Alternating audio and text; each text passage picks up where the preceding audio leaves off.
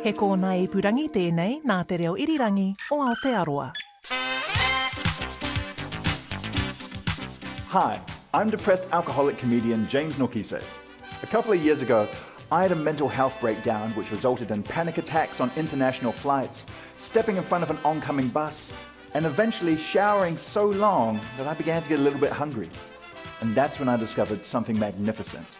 Through the magic of takeaways and running water, it turns out my mental health safe space is eating fried chicken in the shower. And that's how we've ended up here, a mental health podcast on headspace and happiness. This is a special episode co-produced with Pacific Media Network on Pacific men's mental health in New Zealand. I'm chatting to three of Tatnorth's finest. Niu FM breakfast host Henry Hohenberger, musician Church of Church and AP, and creator of Brotown and driver of Bentleys, Oscar Kightley. We're talking generational trauma. It's terrible when you're a little kid and you're prone to some adult's prejudices, and that has some impact. Generational wisdom. Every morning I wake up and I tell myself I'm the sexiest person that ever lived, and that's how I get my day started. And generational television. There's like a specific genre of white comedy, like John Cusack, it was just so chill. Like every time I look at that, I'm like, bruh, pre-9/11 was crazy. Some of this will get a bit real, the language, the subjects, so make sure that you're in a safe space with your comfort food. And join us, eating fried chicken in the shower. Hi, and welcome to Eating Fried Chicken in the Shower, a mental health podcast with me, James Nokise, and today I am joined by three men who have only really just met each other. We're having a special conversation about Pacific men's mental health. We've got Henry from Fresh Breakfast? The All Fresh Breakfast, Niu FM. All Fresh Breakfast. Oh, yep. Man, you did that like a pro. The All Fresh Breakfast, Niu FM. Get paid for it. We got Church from Church and AP. Yes. And we've got Oscar from Ancient Times Past. The olden days. Playwright, presenter, screenwriter. Legend, actually. Well, yeah, Pacific Arts legend. And we're all, I've just realized, rocking a different decade because Church, you're 20, is that right? And Henry, you're 30. 30, yep. I am uncomfortably close to 40. And Oscar, I've tipped the edge. You've tipped the edge just 51. over 50. So I want to start by saying thank you for joining me today. Why we're eating chicken in the shower is a couple of years ago, I had a mental breakdown. Which led to a suicide attempt, the second one, so it was familiar ground. And I ended up in my recovery at my mate's place eating KFC. And I said, I'm going to go take a shower, but I'm still a bit hungry. He was like, take the popcorn chicken.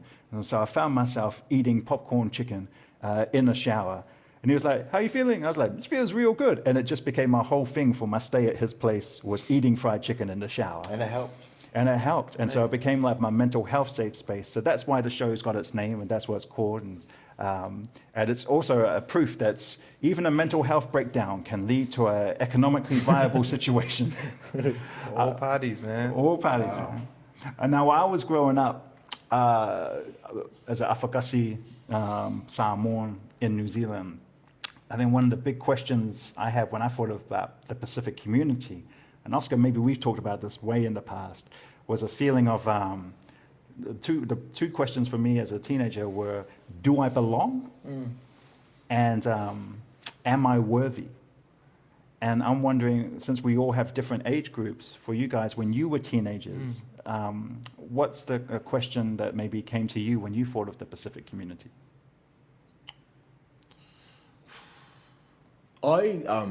Personally, I am half Samoan, half Māori. So as a teenager, I never really understood how to fit in. So I think subconsciously I ended up just saying I'm a New Zealander.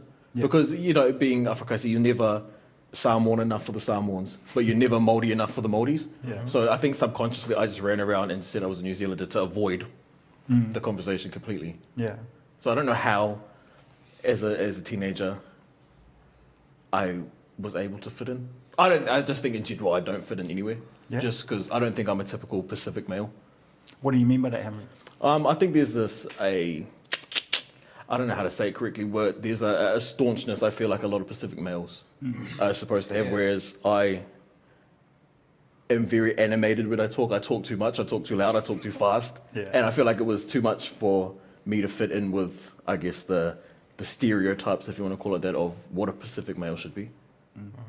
I understand you like talking about those archetypes, like you know, everybody's Samoan uncle is the same, you know, like there's a definite type, and I think growing up, I think what I used to ask myself was like, what qualifies my culture? Is it the color of my skin? Because you know, that should make me Samoan. But I remember when I was about 8, my family moved to Samoa, and we stayed there for some time, and I was like, I don't think it's like, it's not the color of my skin, because everyone thinks I'm Palangi. Right. Like, yeah, like when I got there, the way I became mates with everyone is I just used to say like swear words in Samoan, because that's the only thing I knew. I couldn't speak the language. It must have been funny going from being one thing and then... Yeah, because here, growing up, you're like the Samoan guy, like, you know, and everyone's like, oh, you're like, and you have Samoan mates that are like all growing up. And then when you move over, it's like, nah, bro. And you're like this Kiwi guy. Yeah. And I think that's a very jarring situation to be in. And I think it's more commonplace in New Zealand because, you know, a lot of us feel displaced in some way, you know. Like, I know most people that met me, especially in high school, would always be like, oh, you speak so well. It's kind of like funny and heartbreaking because you were just in high school a couple of years ago, and I remember like hearing that, like, it's still always people are like, oh man, like your English is really good, like man, like you're such a good speak, but like I know what you're really saying. People still say that. Still, Wow. Still, They used to say that. I mean, back in ye olden days, there was so much racism around. You were just dealing with that. You almost didn't have the time to have emo problems like other teenagers. Because you were just dealing with watching your parents getting treated a certain way, watching your family being treated a certain way, watching people behave differently around you because you were a certain way. So a lot of those questions we didn't resolve until until we had alcohol and that later in life. A lot of those questions, they tend to be ones that you can confront more as an adult. As a teenager, I just remember in the era that I was a schoolboy, there was so much racism. It was like the water that a fish swims in. Because Oscar, you were a teenager in the 80s. In the 80s, so like great music. Officially post Dawn Raids, unofficially, you know, the police powers of stop and But search. they were still assholes. Yeah. They didn't. It wasn't just the Dawn Raids. You know, it was police pulling over just to search your bag. You know, it was. That happened to you? Yeah. That happened. Yeah. Bro, that happened to me in the 90s. It's teachers talking to you different. It's the guidance counsellor telling you different aspirations. When you go and seek advice as a young person ready to take on the world, then suddenly you have a chat and then you're reminded, oh, that's right. People have certain expectations of people that look like me or whatever. Can you speak to what that does to you, that negative reinforcement? Oh yeah, it's all part of the conditioning, you know, that society and culture demands of us. And it affects us all differently, and we all cope with it differently. Some react with humour, some react with alcohol, some react with violence, some react with music. You know, it's all different ways of kind of working that stuff out. Yeah. but if I was to add something, I would say, like, growing up, I was never fazed if a white person, like, you know, was racist towards me or anything. But I think it would hurt me most if it was one of us, you know. Right. A lot of us have been conditioned over the years. I don't know what, you know, histories, you know, the elders have gone through, but I definitely know growing up there were like certain figures like within my school that like I thought I could get advice from, and like it just wasn't there. They were too conditioned to believe that, yeah, we weren't going to succeed. We used to have Pacific Island assemblies in high school, and they'd just sit there for 40 minutes and tell us how we were failing. and be like, so guys, Are you serious? Yeah, and they'd just be like, look, guys. Well, that's you what are I mean. not It doesn't have to be white you're people failing. being racist. It's an assembly. Yeah, Where they it's the say, conditioning, and you're conditioning. And I'm like here at like 14, and this lady is just going off at how we're all failing and we all need to do better, White and how it lady? looks bad. No, brown lady. Brown lady. And she's saying it In looks bad on us. 2014. Yeah, and she's saying Well, it she's looks saying bad it in on an us. ashamed way. Yeah, like it looks you're bad letting on us us. down. Yeah, and then and then when I'm a naive 15-year-old, I remember one time in class I was like, well, white people have no culture, and I was like, very argumentative and all of those things, and they sent me to the office, and the Pacific liaison wanted to suspend me. What? And I was like, and I'm like a kid that obviously needs some help this and wasn't that long trying to ago. communicate my feelings. But no. This was like only a couple years ago, and they were like, "What do you know about colonization? What do you?" And I was like, "What? What do you mean? It wasn't good. Like I didn't have to know a lot to know that there's a pain that we feel as a people that I was trying to express. I don't think I did the best job of it, but I was like 15. Yeah. So there were no support systems, and so going up against that, like anytime I would try to open my mouth after that, it was like, well, this is gonna be an uphill battle. Yeah. I may as well just lax it. Are those experiences the fuel as to... Sorry, I'm asking the questions. That's just the That's interviewer fine. in me. That's fine. But is those experiences the fuel as to why you are so successful now? Or that doesn't play in your mind at all, I think we would have been successful without that. regardless? Yeah, like I don't it's think you partly needed, like that I think stuff. like I definitely have a certain chip on my shoulder that I do things out of spite to prove people wrong. Like my school never believed. I went to a school up the road, but they never believed in our music. They said that rap wasn't a real genre, that I couldn't get it endorsed for NCA. How do So- you say rap is not a real genre in the 21st century? I don't know. How Hey, does so that... get this. I remember a time where there were actual radio stations and their slogan was "No rap, no crap." I remember that. I remember Like, no, that. like, yeah. no shit. Yeah. And then Run DMC came out and everyone went, "What? You're all shit." Yeah, like it was ridiculous, but those were some things that you just have to ignore and be like, well, I understand that there's a world out there that's way bigger than the school. I just need to find my people, Did your mental health? How was your mental health through this process? I think mine was always steady because I think I had an insight, a maturity that other poly kids didn't have. I knew high school wasn't shit.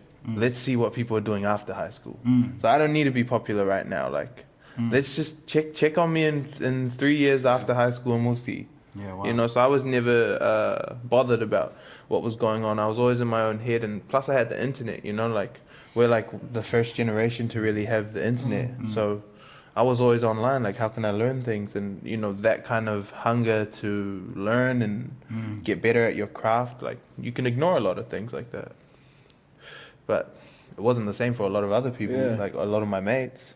Eating fried chicken in the shower. It's a generational serving. I'm going to open some chicken because I'm hungry, and that is the point of the show as well. Oscar, you don't have to eat because you ate beforehand. Yeah, sorry. Yeah, no, it's no pleasure. It's, And I'm wearing eating glasses is because I have an eye injury. So what have we got here? I think you're just wearing glasses because you're cool. And People probably don't know, but in Thank you, Pacific Hamish. culture, after a certain age, you just wear glasses. it's great. Yeah, When you reach uncle status. uncle status, I think, absolutely. I think glasses are cool and expected, in fact. Yeah, absolutely. They see you walk in wearing sunglasses on. They're like, he must be an uncle. This is Karachi chickens, my choice. I have a question though, Oscar. You're from Yeah. Taipei. Yes. Me too. So am I. What? North. Yep. Well, that's all of us. Wyoming Avenue. What? I'm on Beach Road. Wow. Yeah. You know what? Well, That's awesome. one day, because my sister went to Rutherford, Yeah. and so did my brother. But one day, my mum brought me back a piece of paper because my favorite film at the time was Sionis 2. I mean, I was an extra in that movie, just beat the dog. So was my brother. So I used to watch it over that summer holiday like every single day. And one day my mum brought me a little piece of paper that said, "Hey Elijah, you're the man," or whatever. Love, Oscar. And I was like, man, this is really cool. Like, this guy's the man. He's from TAT. So I say all this to say, I've always considered Oscar to be the person I have to beat in TAT. That's cool. That's cool. Wow. I'll tell you what, I also have a awesome. story about you, Oscar. Yeah. Oh no. I was a little kid and I used to see, I don't know why you were coming down my street, but I would sit. Waioni. Yeah. Yeah. Yeah.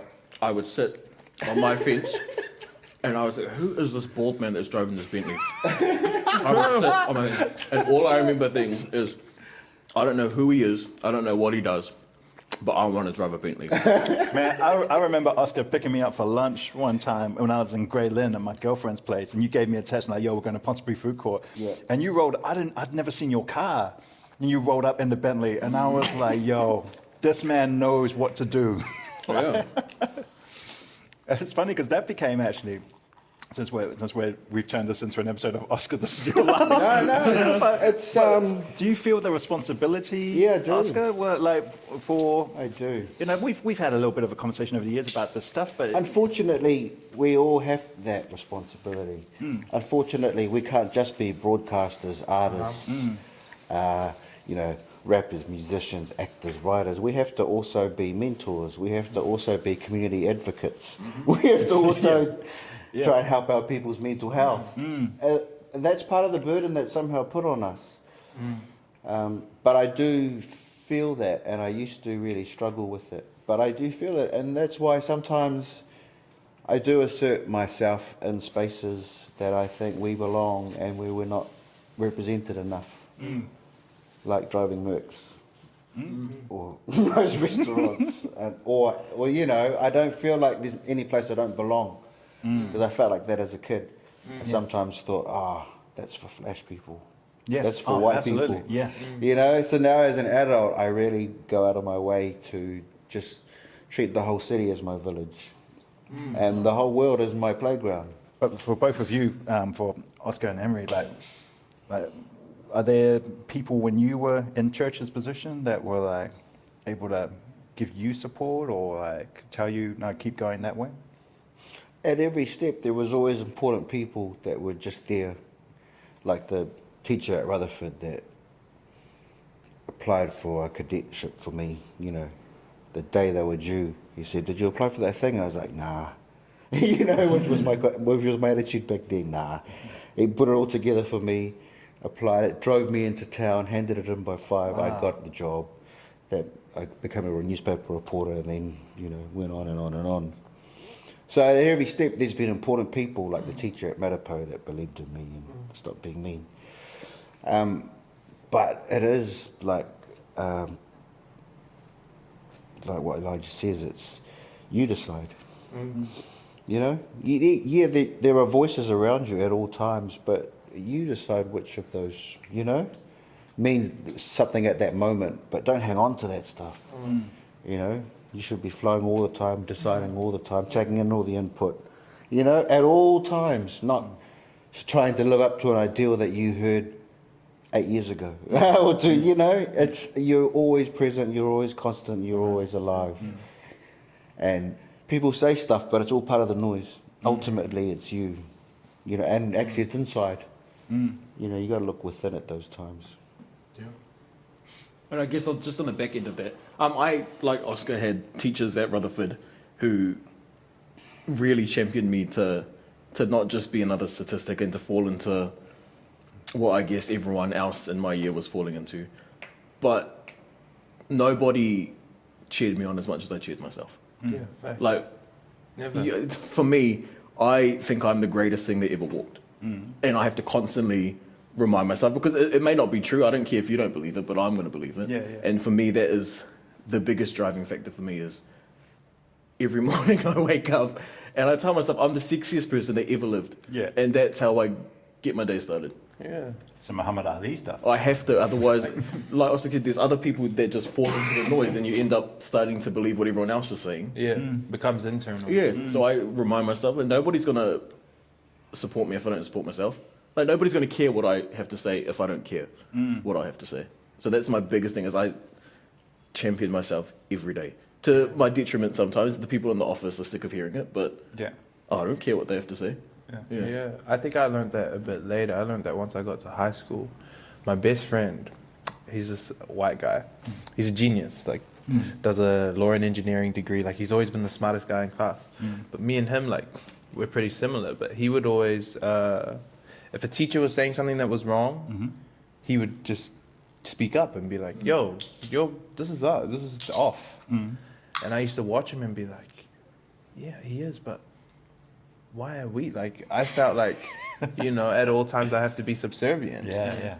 And then I learned, like, well, right is right, wrong is wrong. Like, if you truly believe in something, you can speak up on it. But it wasn't until I saw white people doing it that I was like, oh, okay, I can do this.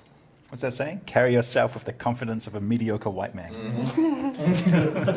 I was like, holy shit! Like, it was really new for me, and I think I gained a lot of confidence once I realized that, like, although the playing field may not seem equal, like, you can treat it as if it is, and continue. Like, don't ever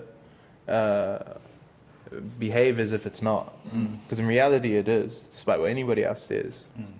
And we all start on different paths, but once you get to a certain age, like, and you understand. With that attitude, I really see you like beating me in Tatnals. I hope so. Respectfully, I hope so. It's interesting as well because you guys have clearly had teachers who supported you at the same high school, but also teachers who have shat on you at the same high school. Really really bad. It's polarizing. Like, you never know as a school kid, like, what you're gonna get in a day. Like, It's terrible when you're a little kid and you're prone to some adults' prejudices, and that has some impact that extends beyond into your adult life. And if you can just look back and go, that was just some asshole being like an asshole. It didn't have to be an asshole in that moment, but that sort of shit just stays with you, and it shouldn't. And you've got to somehow find ways to let all that go, because it is, the past. Well, I had a teacher at that school call me a double statistic because I was Māori and Samoan, and that I would amount to nothing. Wow. Twice. But see, that's an example of that, It's like someone just being a dickhead. Yeah.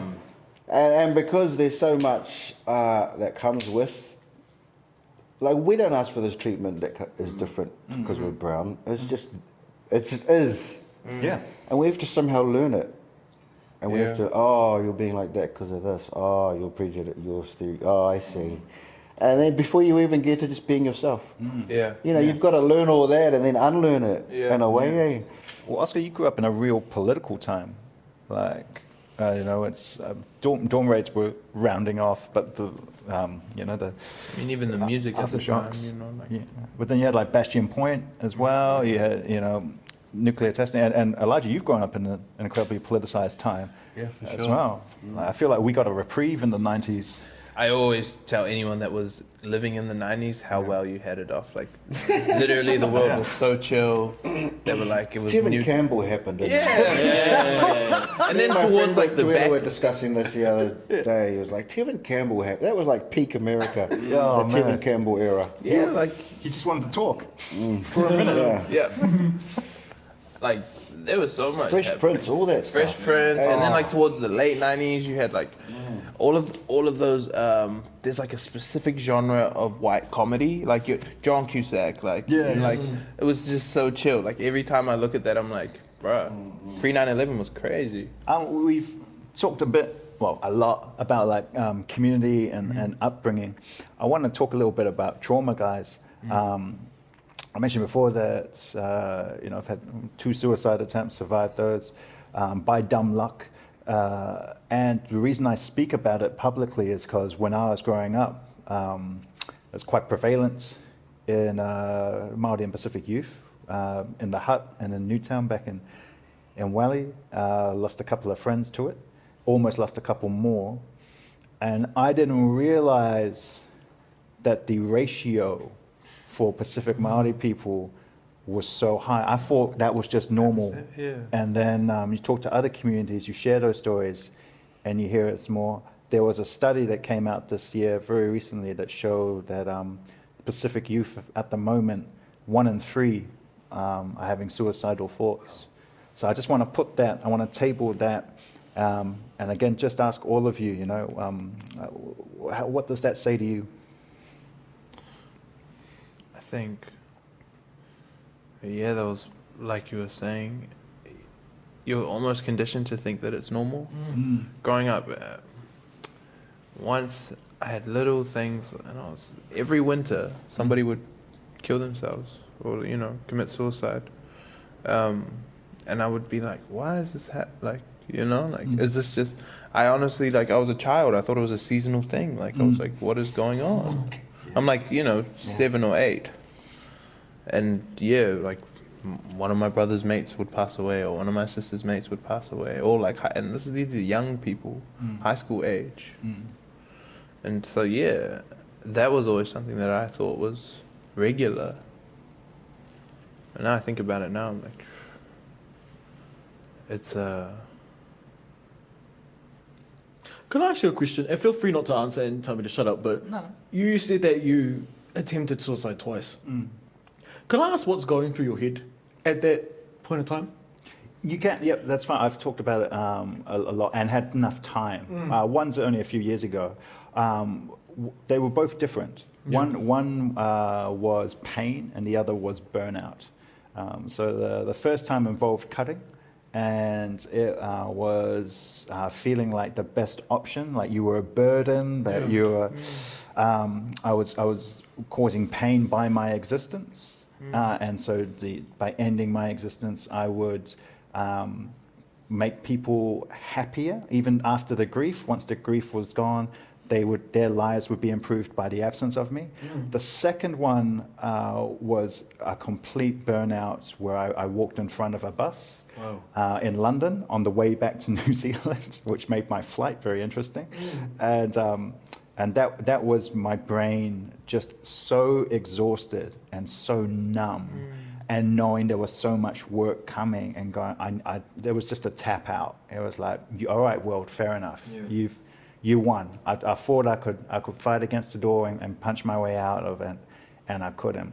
And I think realizing that both of them were different was actually very important for me, because it's something I keep an eye on now, because that it's not just cutting, it's not just walking, it's the ending and what triggers that. And it made me, the second one especially made me very conscious of going, oh shit, I thought I was over this. Because it had been 10 years since the last one, and now I'm much more respectful of my mental health and red flags and having boundaries in that. Are these premeditated, or is it sort of off the cuff, sort of emotions? Off the cuff, in the moment. I have friends who have had very premeditated, and that's in some ways I think even more painful. I don't want to negate anyone's experience, but as a friend, seeing someone do a premeditated one and the thought and the planning, and I can relate to that again. But mine were very in the moments. The first one was after a very heavy drug and alcohol fueled bender in isolation. So it was an almost, in my mind, natural conclusion to something I was driving myself towards. It's just, like you were saying, it's just so common, and it's always has been. And we did always just think it was normal. That it's so common. We all know people. We I'm sure each one of us is touched by an experience of that. And I'm just wandering off in my head, just thinking about the families of my loved ones who've lost people that way, and just how hard it is, even now. So all I can think of is how, it doesn't end the pain, it transfers it. With what do each of you do with that kind of trauma when you're processing it? Talk. Yeah. I talk to my parents a lot, because I feel like they were in my shoes, So I have the privilege, to be able to talk to my parents regularly. I think that's an important thing. One thing that I definitely took for granted in the past, especially when you're a teenager and you're like searching for self. But yeah, being able to talk to somebody you trust, a family member, somebody who feels on the level, that means a lot to me. I get wasted sometimes. Yeah. That helps. Yeah. But then that brings its own problems. And then that's not really sustainable. Yeah. So I'm looking for another way to cope. I'm still figuring that out. Yeah. I can't get wasted anymore because it turned out also I'm an alcoholic. But I computer game. It's in terms of what you're saying, Oscar, of like just getting your brain out. It's not the way, and I'm not condoning that at all. I'm not sure computer games is the way either. I'm just being honest in terms of addressing what you're raising. What is the right way? Is there a right way? I don't know. Because I feel I've become so good at suppressing. I grew up in a family where we all are very opinionated people and we talk about everything but nothing at all, if that makes sense. Yeah. Like we speak about very base level emotions and never sort of go any deeper than that. And I've learned to sort of detach or disassociate any emotional feeling to anything, to the point where I know it's got one day just going to regurgitate out my ass and I'm going to be sitting in the shower in a puddle of my own piss like, oh, how did I get here? When I know how I got here. I recommend having chicken in that moment. Suppressing it all. Yeah. I know what you mean. Like I've had conversations with my family because I am the most sensitive child. So my emotional intelligence has always been different to my other siblings. Some are a bit more staunch, some are a bit more stubborn. But I've had those moments of when it just all boils up. It's tough. Like a lot of I think it's hard to understand because you want, like for me, I've always been like a peacemaker. I just want peace. But it's hard to I get so not upset, but just I feel the type of way when you see things that other people don't see, and you feel things that other people haven't come to that conclusion yet. And that can be a very hard thing because at the end of the day, even when you let all of these emotions out, if you're the only one that understands it, you're still alone. Yeah. And that's a challenge that a lot of us face.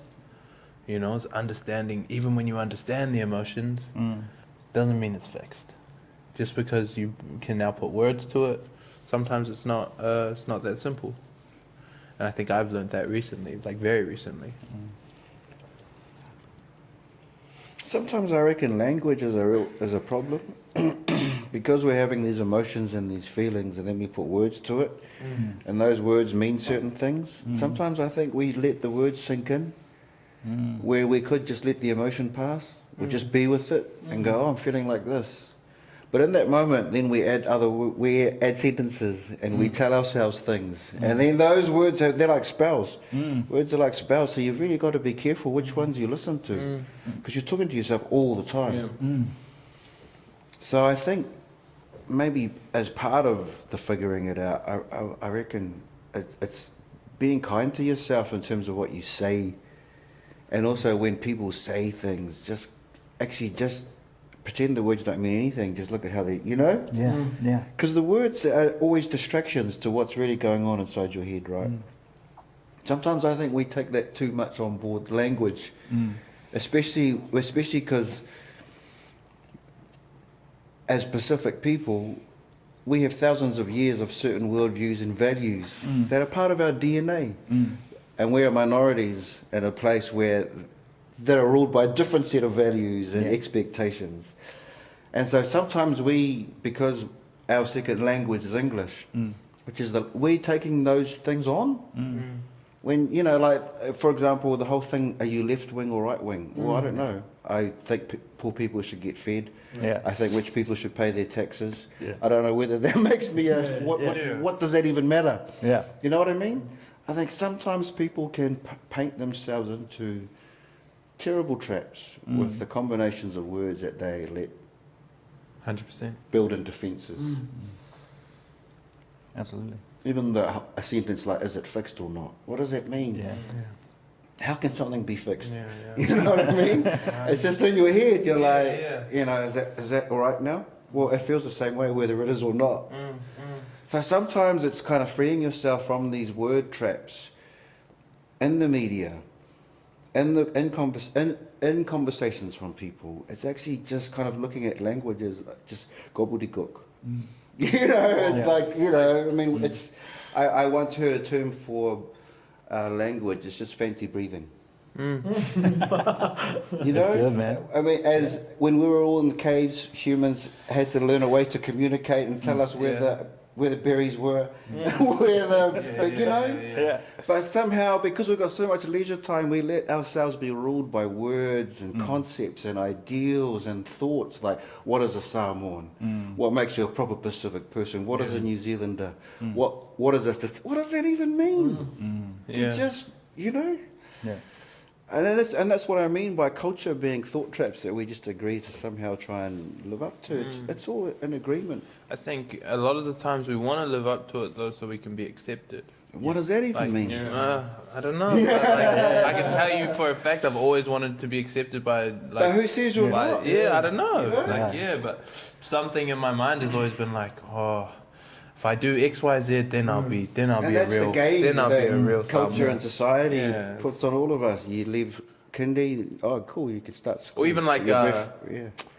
Are you half Samoan or quarter? Oh, yeah, man. Yeah. Full. Yeah. Like, can you speak some? You know. Like, what is that? That And they say, doesn't like, what qualify does that mean? anything. Yeah. What does that mean? And that's, Well, I am. You just, you know. and actually, it's no one else's business. It's, you know, Right. But these, like you say, there are weird. these barriers. weird games that we all agree to mean something. Oh Yeah. yeah, you're something if you can do this. Eating fried chicken in the shower. Can't fit your mates in the shower? Try FaceTime. Or maybe just phone. How are each of you with, we're picking up on this conversation, how are each of you with loneliness? I love it. Me too. Yeah? Me too. To be honest. Less stress being by yourself. Yeah. Yeah. This is my activity for the day. I can't do more than one a day. Yeah. This is quite a output. The glasses are helping. Yeah. But this is quite a thing. This will leave me quite tired.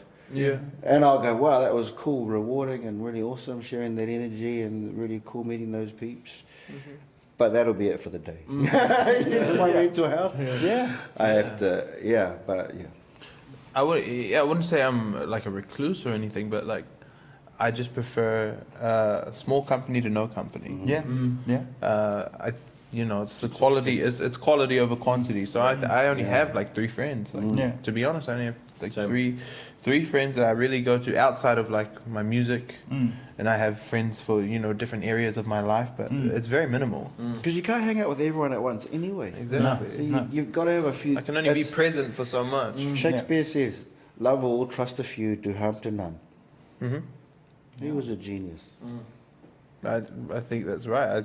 I try to live my life like that. Like, But on the topic of loneliness, like I've always preferred to be alone because I think my thoughts are the best. I've been able to use the cultural pride and confidence that I see in my family members to kind of ignite something in me that doesn't mind what other people think. Like, let them believe that.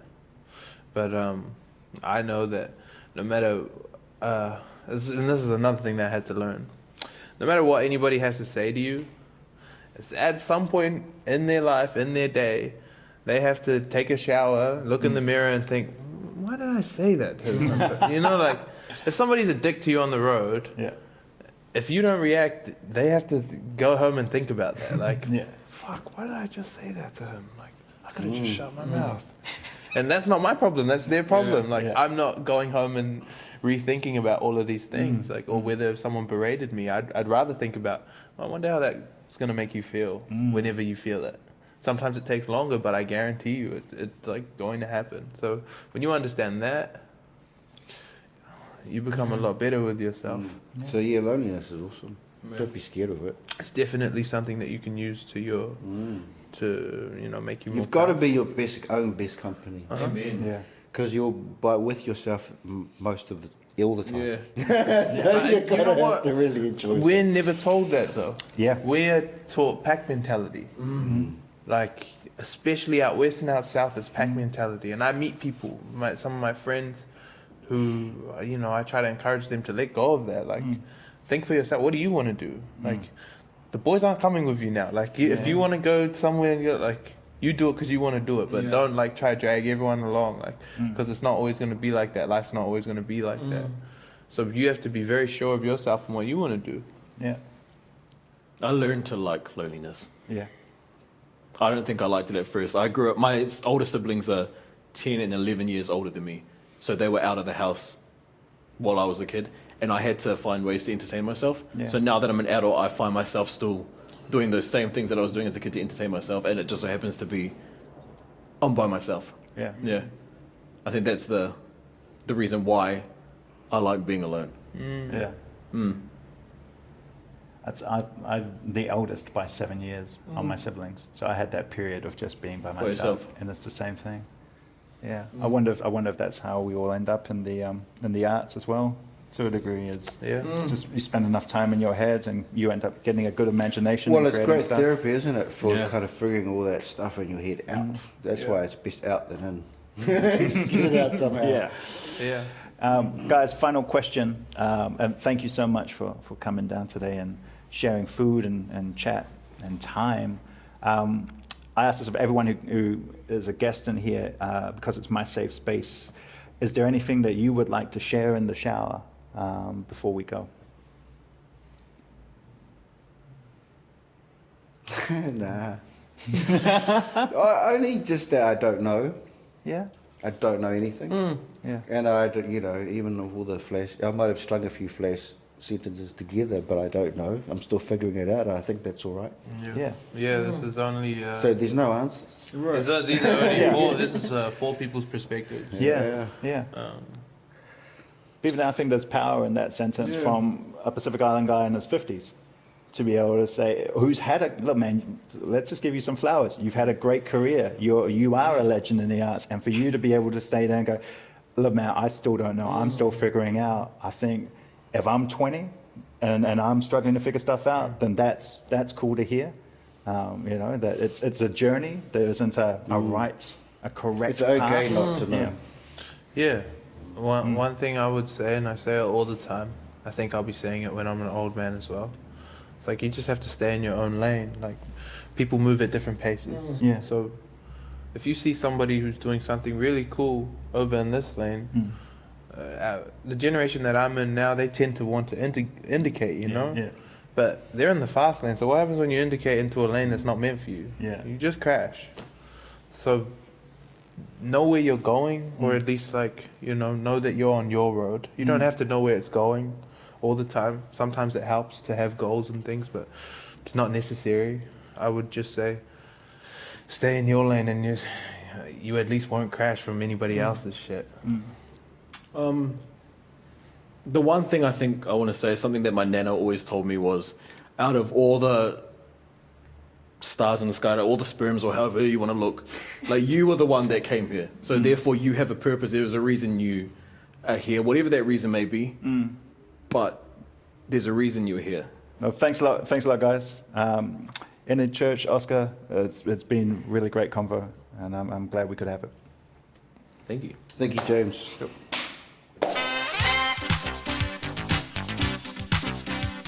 Eating Fried Chicken in the Shower is produced for RNZ by Charlie Bleakley of Fruit and Nut Productions. The engineer is Ronnie Powick. The executive producers are Justin Gregory and Tim Watkin. You can find this podcast however you just found this podcast. Or if you're listening on the radio, go to RNZ's podcast page and look for The Chicken. If you're rating podcasts and you want to rate ours, give us 5 stars. Remember, more stars, more chicken. If you want to share your comfort food and your mental health safe space with me, then you can tweet me on @JamesNokise. If you're experiencing mental health issues and you're in New Zealand, you can text 1737. Or go to the RNZ Fried Chicken page and we'll have a list of different mental health practitioners that might be able to assist you. If because of the pandemic you're experiencing COVID-related mental health issues, you can go to www.health.govt.nz. Look for the COVID page and you'll be able to find mental health resources there. Stay safe, whatailava, matua.